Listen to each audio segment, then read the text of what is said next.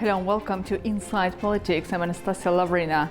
Azerbaijan is rapidly cementing its status as a premier global hub for green diplomacy, building beautifully on the legacy of COP29 and the recently concluded 13th World Urban Forum, which brought us a historic Baku call to action.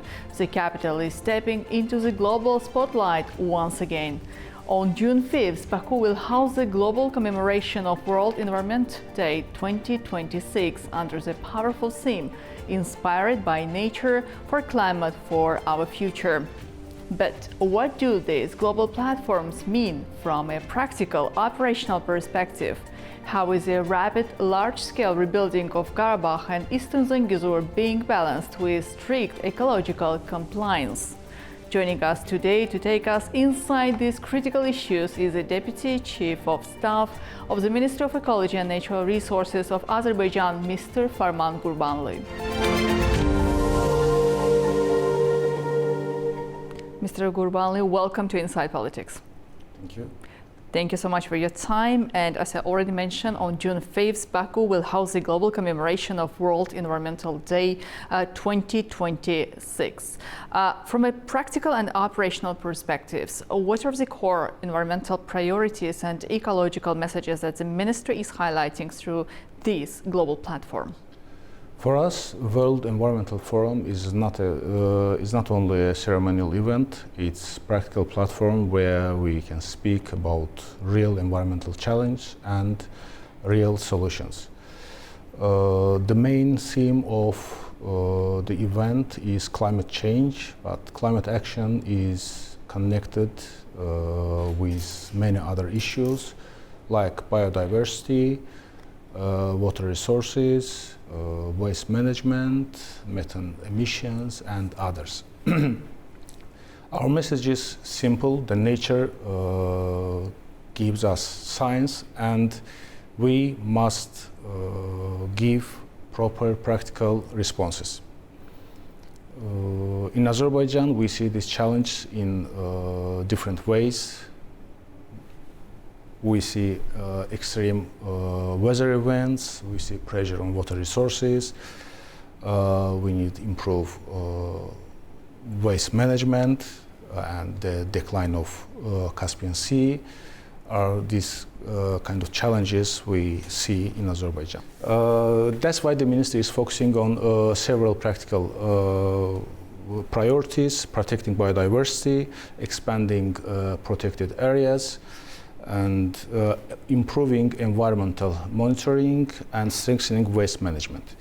World Environment Day also gives us a chance to involve citizens, to involve people to this process through public campaigns, tree planting, the cleanup actions, educational seminars, and social media initiatives. We want people to feel that they are part of the solution. So main message is environmental protection is not only government policy, and it's a common responsibility, and every person, every citizen can contribute. Well, indeed, that's very interesting when you bring all together the people, the youth, young generation to work all together to proceed further. But we cannot ignore the fact that Azerbaijan indeed has a great experience in organizing the global events. It's a COP29 and recently held 13th session of the World Urban Forum, which concluded with a historic, I will say, Baku call to action, building beautifully on the legacy of COP29. So as we approach the World Environment Day on June 5th, how do these two big events come together in practice? In my opinion, COP29, WUF13 and World Environment Day, they are part of a bigger story.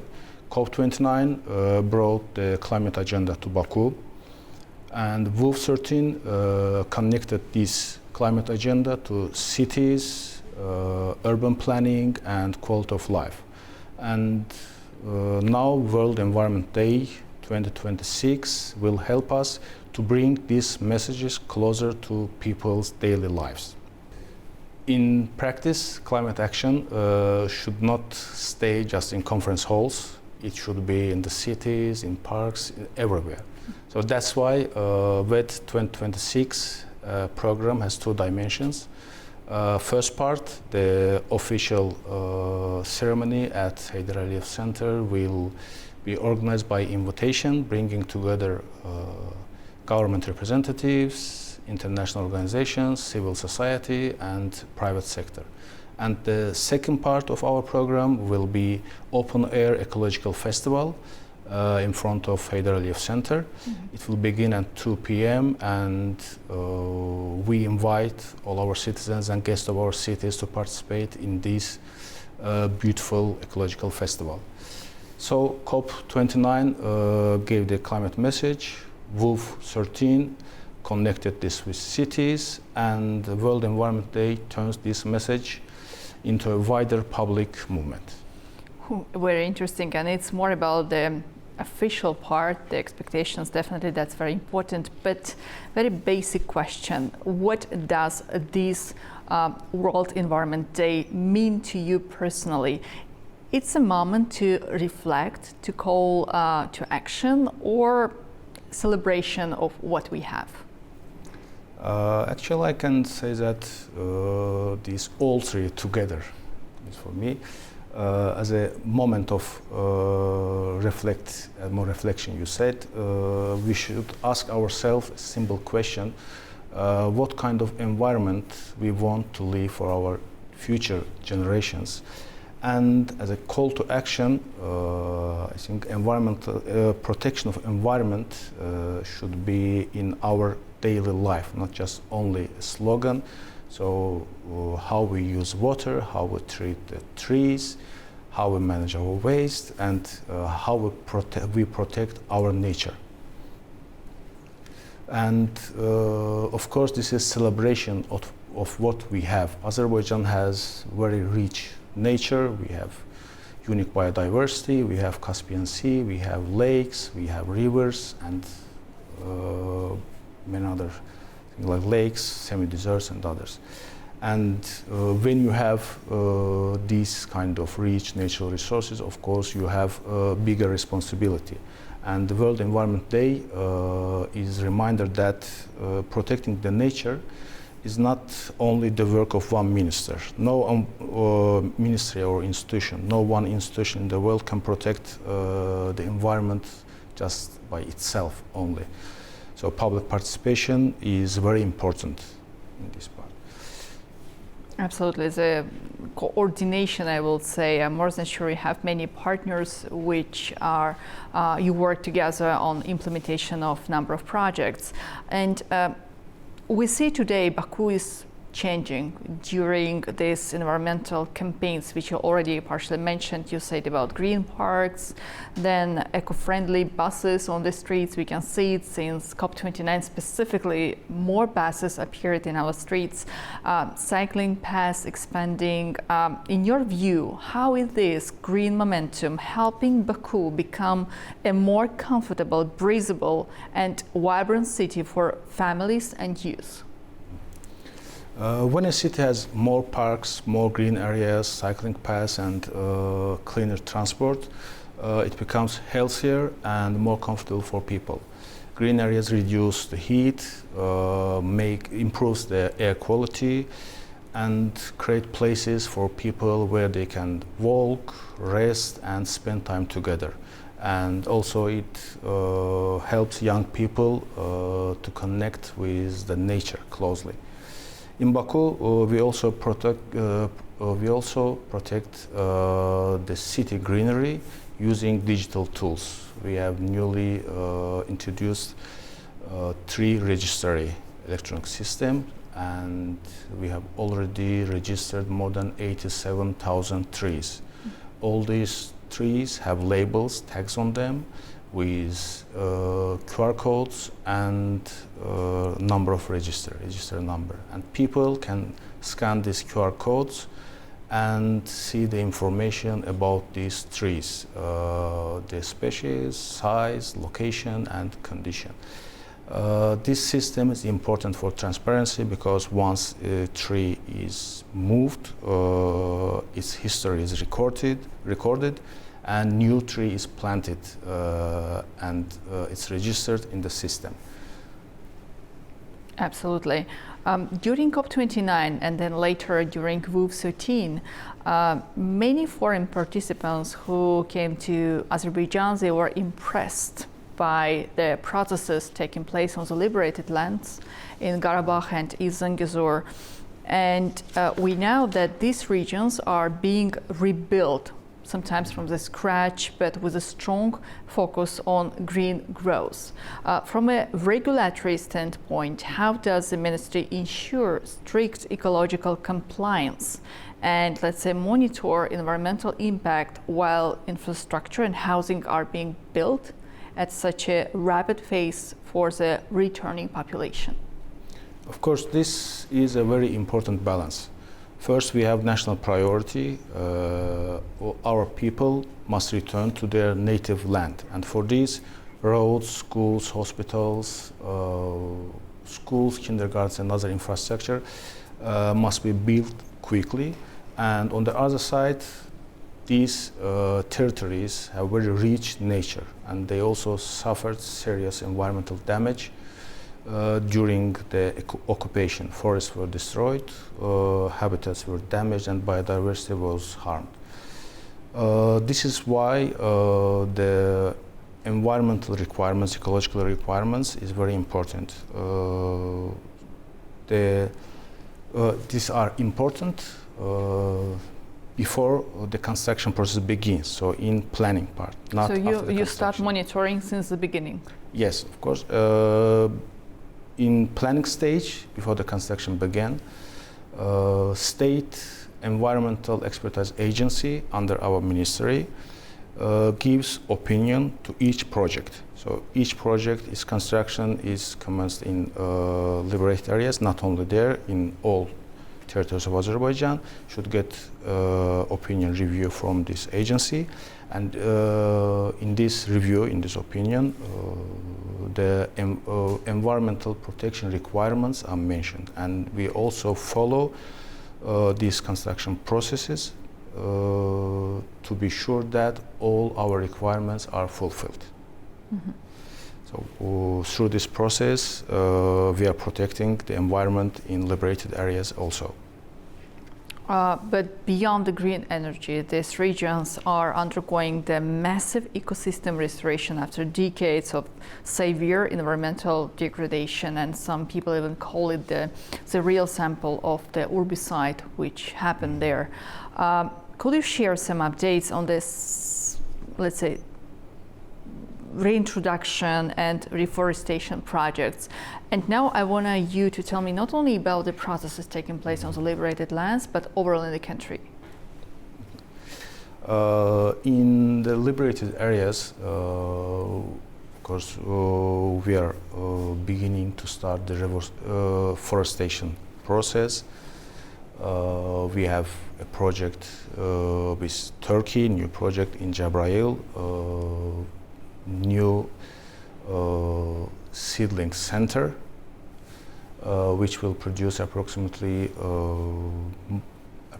2 million seeds per year, seedlings per year. And we are planning to begin new forestation project in Laçın, which will be approximately 110 hectares forest area. And we are now defining boundaries of our historical protected areas in Garabagh and East Zangezur, and we are planning to establish new protected areas. We are planning to establish 2 new national parks in Garabagh and East Zangezur. Many people actually are looking forward to visiting this stunning natural reserves in the Garabagh region. And now I'm talking not only about the citizens of Azerbaijan who are indeed very keen to travel to Eastern Zangezur and Garabagh to see the land the processes which is taking place there, since they didn't have a chance to do it within the almost 3 decades. But also the tourists, the foreign experts who are traveling to Azerbaijan, they are keen to travel to these regions. How does the ministry plan to develop ecotourism there so that the people can enjoy the scenery without harming the fragile local ecosystems? Of course, as I mentioned, we are planning to establish new national parks in these areas, and in national parks we have most of the national parks have part for tourism, recreation areas for tourists, and these parks mainly will be organized with tourism agency of the Republic of Azerbaijan, but ecotourism should be controlled. So our approach is controlled ecotourism, because we do not want our tourists or people to harm the nature, to harm the biodiversity. So, as I mentioned, in Garabagh and East Zangezur, we will work together with tourism agency in the national parks, which will be established in the near future, and tourists and our local people we will welcome in these areas. That sounds indeed very interesting. I'm more than sure that many tourists will be happy to visit these regions, as it looks indeed very beautiful. The theme for World Environment Day 2026 focuses on the urgent signals the Earth is sending us. And the Caspian Sea is sending a highly visible and alarming signal, I guess you will agree with me, with a declining water levels. You mentioned this in your first answer. What concrete steps, let's say, is the ministry initiating with the other Caspian littoral states to transport scientific monitoring into coordinated work and a mutual approach? Yes, as you mentioned, decline of the Caspian Sea level is one of the most serious signals in this region. And historically, the level of Caspian Sea changed many times, but this decline is very visible and worrying. And international experts also say that this process is complex and it's not could be related only to the climate change. So Azerbaijan's position is clear. No one country can solve this problem. Because Caspian Sea is a shared ecosystem, and all Caspian littoral countries, states should work together in a group. So the ministry is also is already cooperating with Caspian countries through different frameworks. The discussions are held within Tehran Convention framework, and also bilateral working groups are established with Caspian littoral countries. For example, Azerbaijan and Kazakhstan has already begun discussions within this format, like bilateral working group, and the first meeting was held in April this year. And in World Environment Day 2026, one of the side events will be focused on the Caspian sea level decline and its causes. It will be held together with UNEP. This is important because it brings scientific discussion to an international level, international platform. The Caspian Sea is important not only for nature, it's important for people, for transport, for economy. That's why our response should be regional, science-based, and coordinated. Absolutely. And if you don't mind, I would like to bring another sample. Just during WUF13, there was another very important panel discussion held at the forum when the countries and the representatives, the experts, agreed on the importance of coordinated approach to the problem with the Caspian sea level declining. So that was one of the most important panel discussion during WUF13, and I'm more than sure during this World Environment Day event in Baku, this topic will be highly highlighted as well. So, Mr. Gurbanli, thank you so much for your time. Thank you for joining Inside Politics today. Thank you very much. Thank you. That brings us to the end of today's episode of Inside Politics. As we have heard today, Azerbaijan's role in global green diplomacy is no longer just about hosting monumental events like COP29 and WUF13 or the upcoming World Environment Day on June 5th. It's about the daily operational work on the ground, from the strict ecological monitoring of the rebirth of Garabagh and East Zangezur to the expanding green infrastructure of the cities. My sincere thanks to our guest, Mr. Farman Gurbanli, Deputy Chief of Staff of the Ministry of Ecology and Natural Resources, for taking us inside these critical strategies. And thank you for watching A News. Stay informed, stay engaged, and join us next time on Inside Politics.